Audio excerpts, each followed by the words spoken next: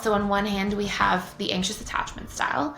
They usually grow up in like fairly safe environments and healthy environments, but there's a lot of inconsistency. So there could be two very loving parents, but they work a lot. So it's like love is there and then love is taken away, and then love is there and then it's taken away. So they grow up with these big abandonment wounds. They fear being abandoned, they fear being rejected or not good enough, disliked, and they tend to need a lot of certainty and reassurance because of that huge fear of abandonment. And as partners in their adult life, they become often very anxious or needy or clingy.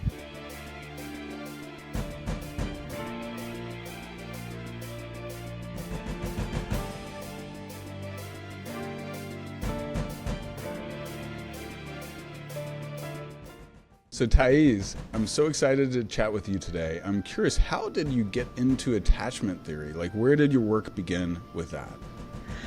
I think from a young age, I was really curious about relationships. I had two very like loving, good-hearted parents, but they just kind of like fought like cats and dogs. They really brought out the worst in each other, honestly. And they went through this very long divorce, like went to like this very special court in Canada. You know, there was just a lot of chaos at a very young age. And I think I always wondered as a sensitive kid, and I was the oldest child in my family, kind of like, why does it have to be like this? And I think being the oldest child, there's only two of us, but there was a big age gap between myself and my sister. I was also sort of like the caretaker at a young age. And I was very much the caretaker of both of my parents' emotions. So, you know, a lot of people are familiar with the term parentification. And we can have different types of parentification.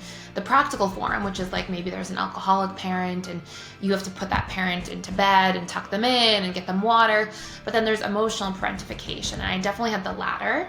So, you know, my parents would get into these huge heated arguments and things would be broken and it would just, you know, very chaotic. And then I would go check on my mom and she would cry and I'd go check on her. And then I'd go check on my dad and he, you know, and so I think from a young age, I was kind of in this role. But I always liked it. I always like enjoyed getting to understand people and sort of the depths of human emotion and what we go through and what we experience. So I think I started off having a passion from a very young age. But I would love for you, if you will, do a quick breakdown of the main attachment styles and your nuanced, you know, the Gibson integrated attachment theory, like what the difference is versus regular attachment theory. If you can just give us a quick breakdown on that, because those are so good. Absolutely. So attachment theory, the body of work, was originally developed by John Bowlby and then later Mary Ainsworth.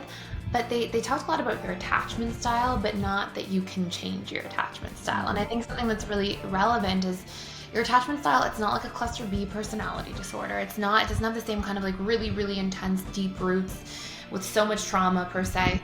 But it's sort of your subconscious set of rules that you've learned about love. So if you're more avoidant, for example, you usually grew up in a family where, you know, you learned everybody should take care of themselves and we don't really talk about emotions. And then if you pair that person with somebody who grew up with tons of emotions, you know, it's sort of like having a board game and you have different rules for how the board game works. Like you have the rules for not.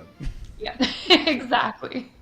And so it gets confusing, right? And the sad part kind of is that it doesn't have to be confusing. Like usually it's two people who really love each other and really care, but we just have these different rules and we're not understanding. And so it's quite a solvable problem when we frame it in like, hey, these are conditioned ideas we have and we can recondition them. We're not born with them, they get conditioned into us. We can leverage principles of neuroplasticity for reconditioning. So the four attachment styles, the first one's securely attached. Securely attached kids grow up, essentially one of the big overarching themes is approach-oriented behaviors. So when they cry, parents come towards them, they check in on them, they soothe them. And as they get older, they negotiate needs with them. So let's say you have a child and the child's crying and it's past their bedtime, it's 10 p.m. and they want candy. It's not being permissive. It's not being like, sure, take the candy, kid. Like that's not the goal. The goal would be to say, hey, honey, I know you want candy. I know that candy tastes really good, but it's past your bedtime. It's going to keep you up to have more sugar. You know, go to sleep. And if you eat a really healthy breakfast, lunch, and dinner, you can have more candy tomorrow. So there's this dynamic of like, I'm validating your perspective. I'm listening to your needs and I'm negotiating needs. So children grow up as a result of all of this and they feel like I'm worthy of having my needs met. It's safe to communicate and be vulnerable. and I can trust and rely on other people. And so they definitely have a deeper sense generally of self-worth because of growing up in that kind of environment, and trust and certainty and safety relying in co-regulatory ways with other people. So that's statistically roughly 50% of the population from 20 years ago. Research now is showing it's maybe closer to 30%. And then we have our other insecurely attached styles. So on one hand, we have the anxious attachment style. They usually grow up in like fairly safe environments and healthy environments, but there's a lot of inconsistency. So there could be two very loving parents, but they work a lot. So it's like love is there and then love is taken away, and then love is there and then it's taken away. So they grow up with these big abandonment wounds. They fear being abandoned, they fear being rejected or not good enough, disliked, and they tend to need a lot of certainty and reassurance because of that huge fear of abandonment. And as partners in their adult life, they become often very anxious or needy or clingy.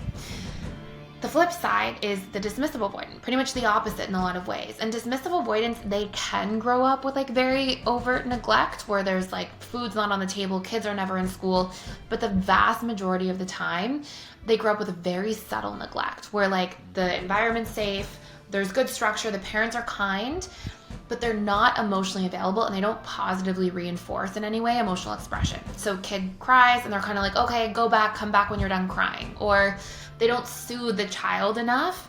So the child, who were biologically wired for this, starts feeling like, okay, you don't really validate this emotional part of me and I need this. And so something must be wrong with me at my core that I'm needing this and it's getting rejected. So they often grow up with these big shame wounds around like their own emotions, feeling weak if they're vulnerable, defective if they're vulnerable, and unsafe to really be themselves in an emotional way.